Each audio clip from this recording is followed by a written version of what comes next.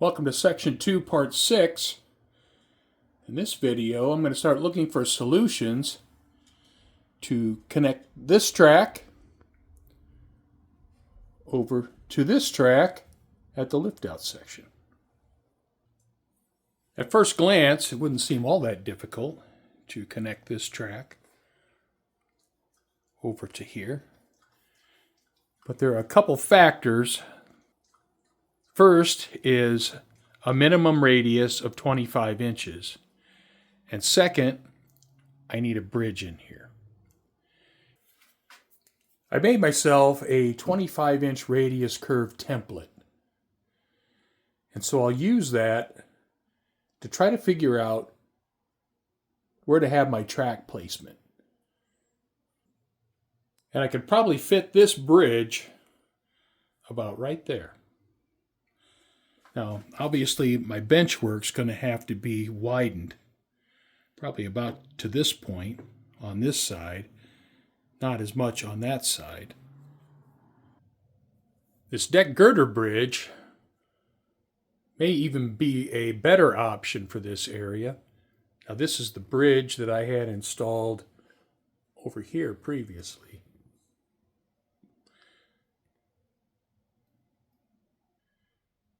And this bridge is slightly curved, so that may make it easier to fit into this scene.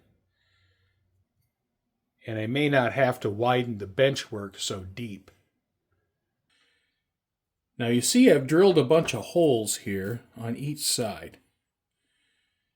And what that implies is that I'm going to cut this out. And I'm going to lower this benchwork 12 inches. I'm going to have to extend the benchwork downwards. And so that's what I'm going to do with this piece of plywood, is I'm going to start cutting out some parts in order to be able to drop the benchwork down. Well, I have two pieces for my canyon in place. Now you can see where the opening is in this plywood. And that is going to be the canyon. Obviously, it's not going to be square, but I'll start off with a square box, and then I can fill in however I want the groundwork shaped. I need to get this leg painted so I can install it. I need to get support underneath the benchwork before I cut the canyon out. So I'm going to put a coat of paint on this. After the paint dries, I can install it.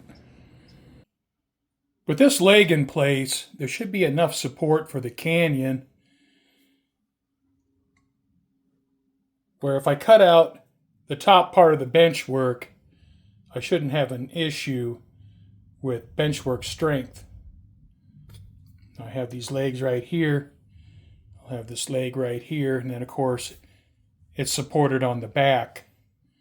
So I think I'm going to be all right. I have it glued and clamped right now. I'm going to put a few screws in it. Well, there's my new canyon. And what a mess.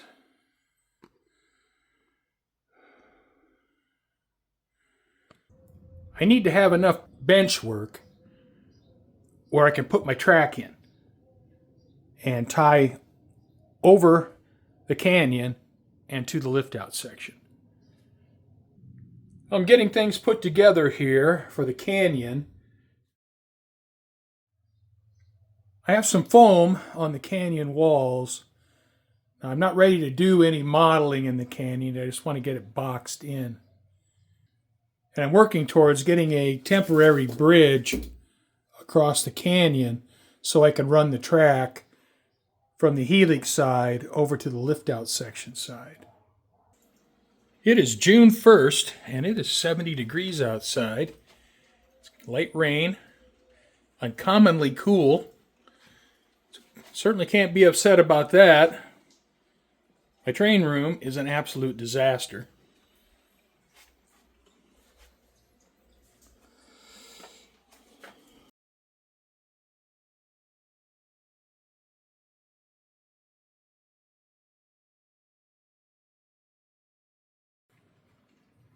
I've added this section right here onto the front of the benchwork because you can see the curve radius right here.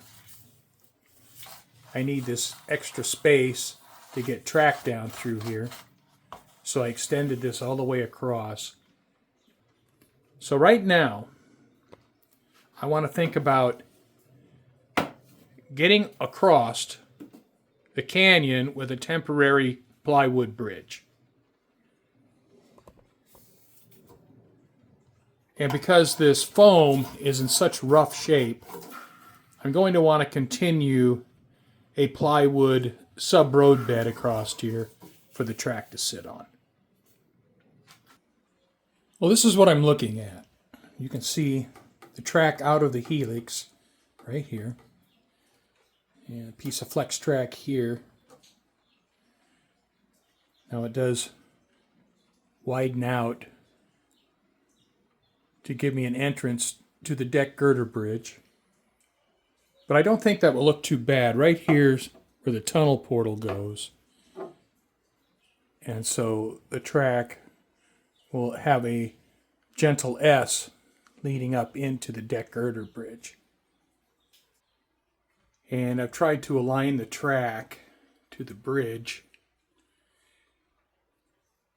You can see I have it pinned here.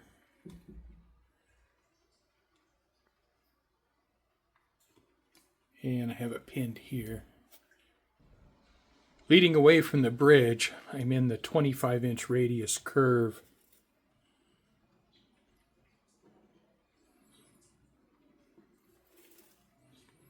And then it broadens out as it goes back to the lift-out section. This will be the last piece of 3/16 ply that I use for my road bed. Now, I have a little bit of a step here between this ply and this old foam, and this foam is pretty beat up in some spots. So I've had to use some styrene here to shim this up.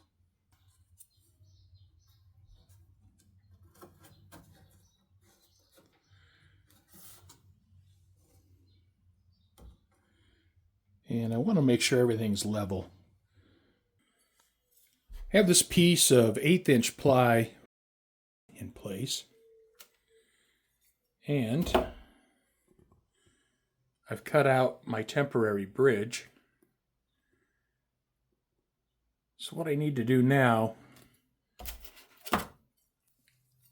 is, because of the thicknesses here, I need to cut this foam down so that the top of the temporary bridge is even with this road bed.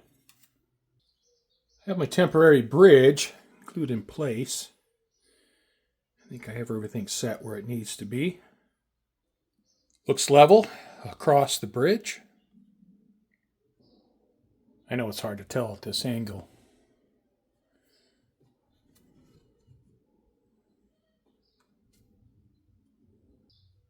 I have the height matched up pretty well right here. And on this side, in pretty good shape. All right, well, I have the road bed weighted down. And over here is as far as I'm taking that ply.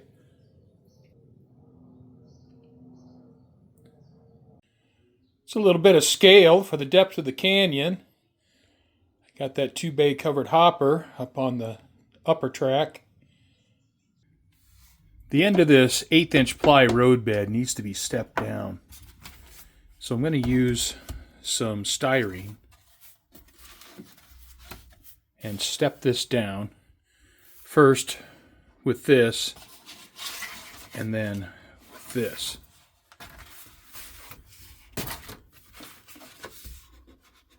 And then I can step this down and then use a little bit of filler and sanding to get this transition down to the foam. I've removed all the ties from this area, but I left the cork road bed in place. So I'm going to see if I can just lay track right down on top of this old road bed and then tie into these rails. And this connection matches up to the lift out section. So I want to see if I can use that if I can. Well, I am ready to put down some cork. So I'm going to get some power grab down. On my plywood.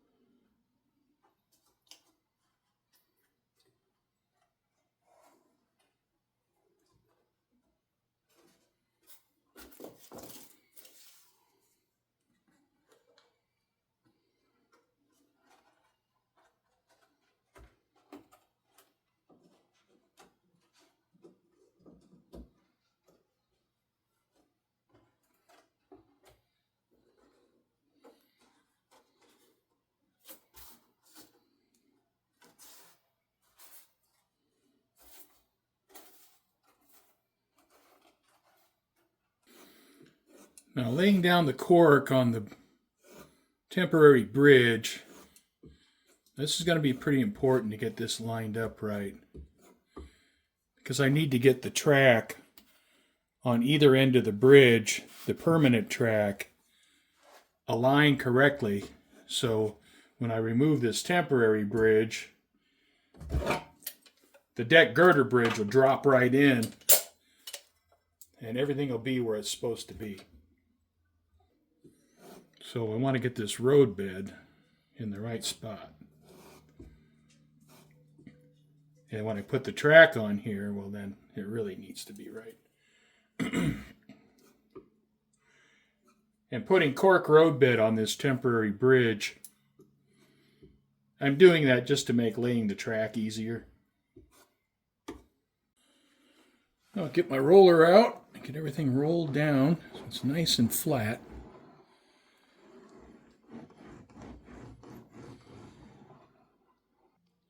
So I am about ready for track. Let this dry for a few hours.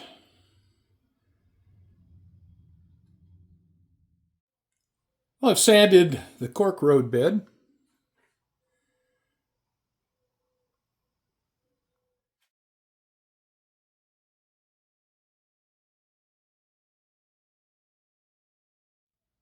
Well, it is time to install the lower track in section 2 and connect it up with the lift out section in section 1. Now these two rails here are soldered into place on this PCB board here, and I would like to try to use this. So I'm going to put a track tool in place here to hold these in alignment and then connect flex track to this side. What I have here is I have 2 alligator clip heat sinks and I have a wet paper towel. Now I think Roger suggested using cotton balls. I don't have any cotton balls, but I have a wet paper towel. I want to protect this plastic track gauge. Now I have the track gauge in place to keep the alignment here for the 2 rails that are soldered here. And I'm going to put a pretty heavy solder joint here so, hopefully I don't melt everything. Now you can see I have heat sinks on both sides of the joiner. Now in the helix, I wasn't all that concerned because you're never going to see it. But out here, I care a little bit more about my ties.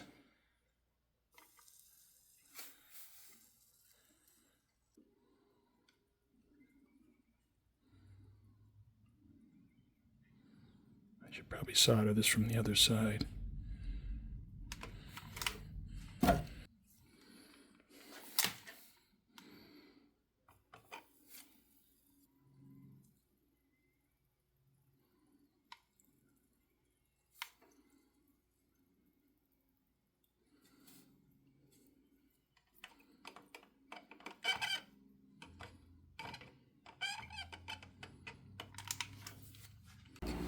All right, see what I have here.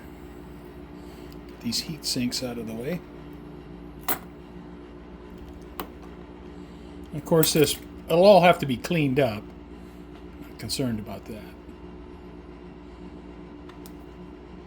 And you can see I have solder on the inside of the rail, which is important. I want solder on both sides.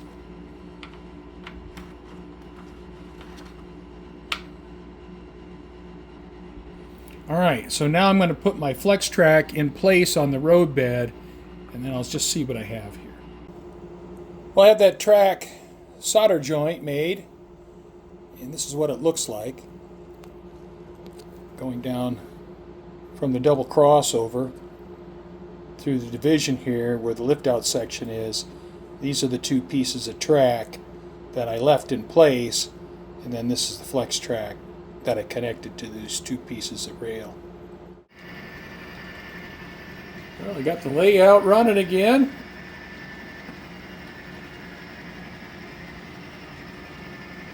I have a locomotive and rolling stock here that I never use.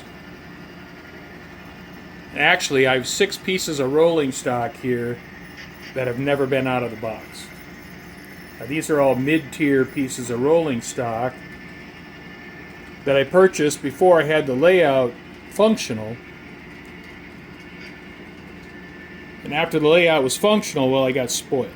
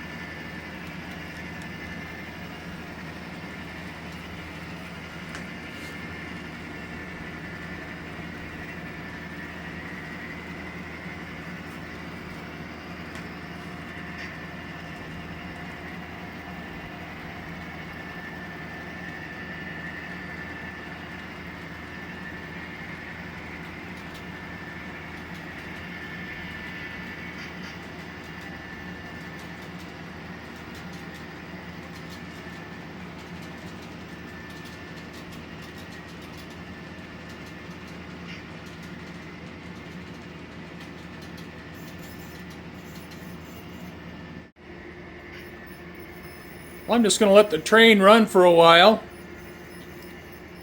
I'm going to pick up my mess a little bit.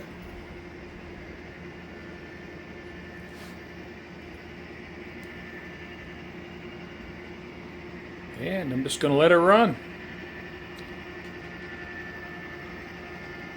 I think the best way to find any problems is just run it. The room is completely trashed. I mean, it's just full of sawdust. You can see the outlines of things I had on the benchwork when I started, and now they're all outlined in sawdust. Unbelievable. Super dirty.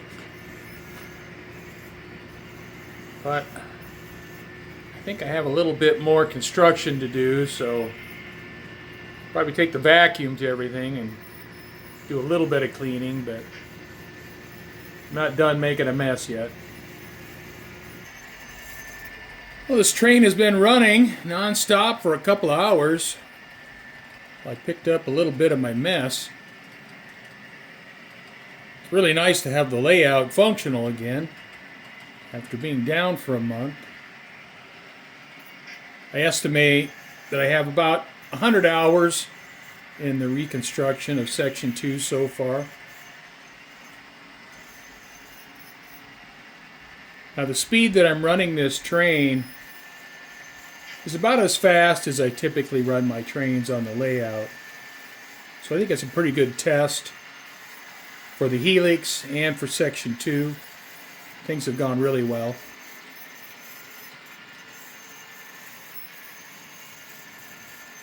Now I haven't run the train in the opposite direction yet. I run my trains counterclockwise about 99% of the time, which works out pretty well because then I'm using the helix in a descending pattern. But I'll have to turn this around and run it the opposite way and just see how much of a load going uphill in a 27-inch radius is on the locomotive, just how much it can pull.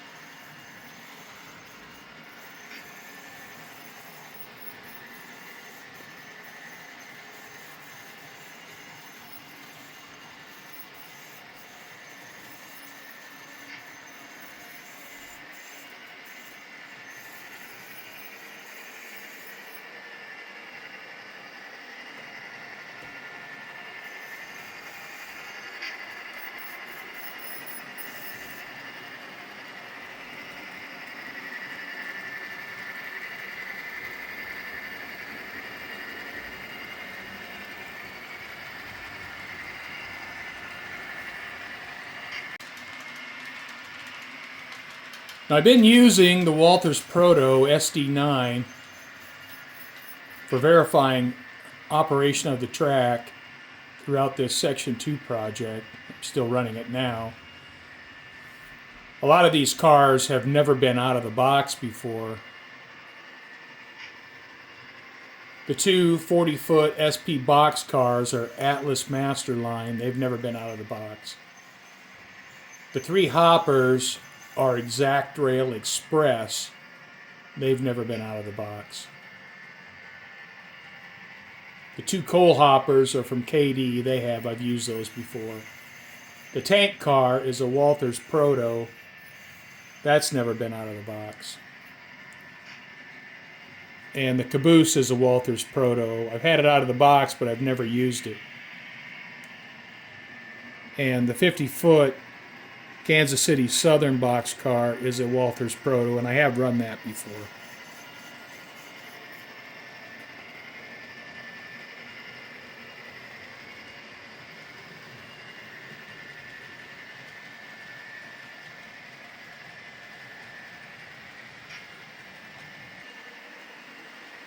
Before I had a functioning layout, I bought a lot of different types of rolling stock. And it wasn't, until I found out about Tangent and Molico and Genesis and all of the highly detailed cars that I became more focused on what I purchased.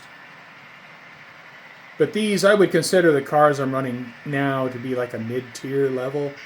They don't have uncoupling levers, they don't have air hoses, and some of the finer details like that. But in the time I've had these on the layout, they've run flawlessly.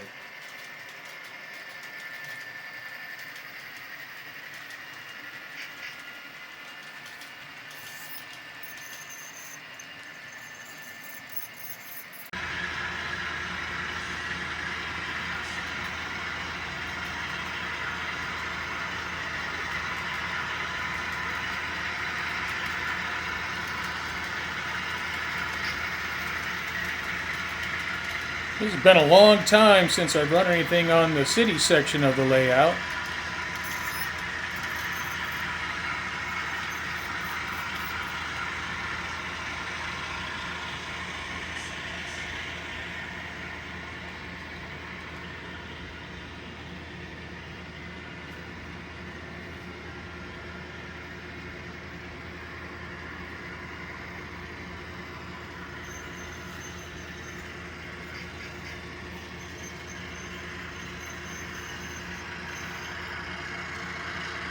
The locomotive is a Bowser RS3 that I repainted into Southern Pacific colors. The gondola is an Exact Rail Express. The tank car is an Atlas Masterline. And the boxcar is a KD. All three of those cars I've never had out of the box before. It's the first time they've run on the layout.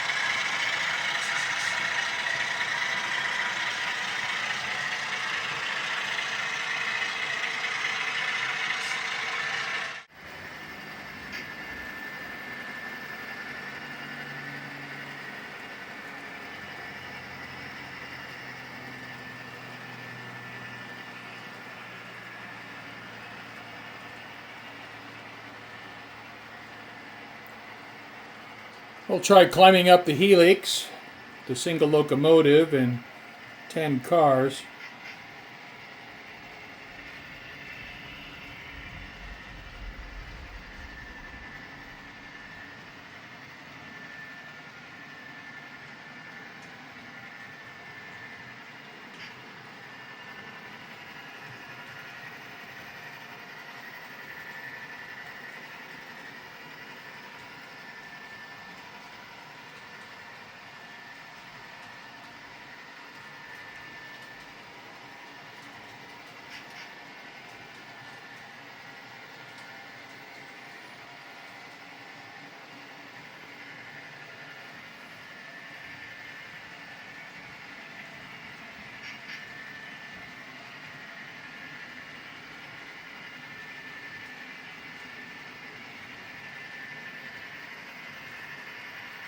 Well, 10 doesn't seem to be a problem.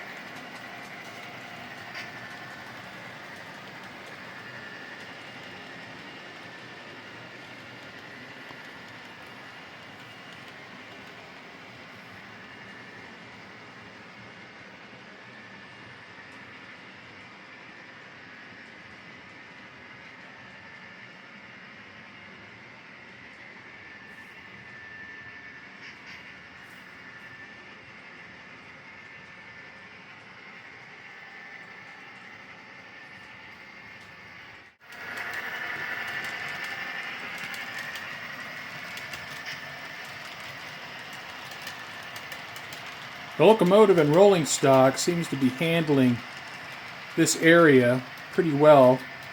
We're tied back in here to the lift out section and then spliced in here.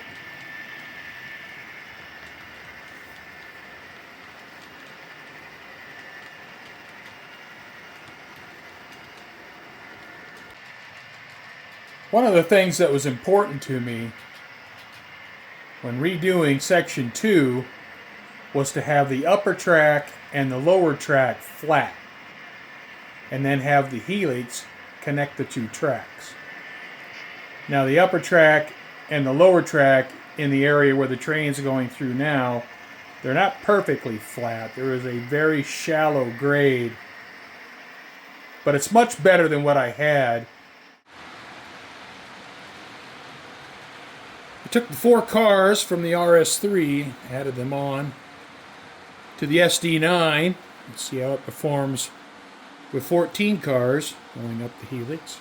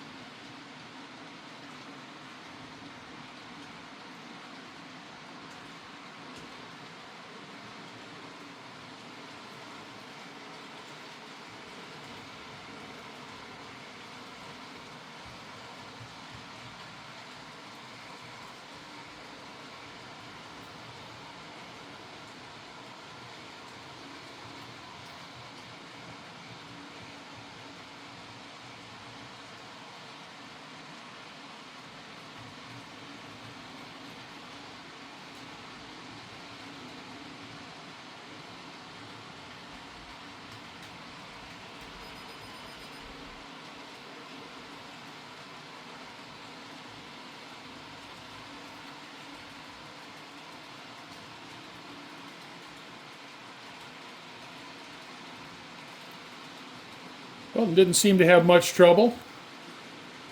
The Walther's Proto SD9 must be a pretty strong runner.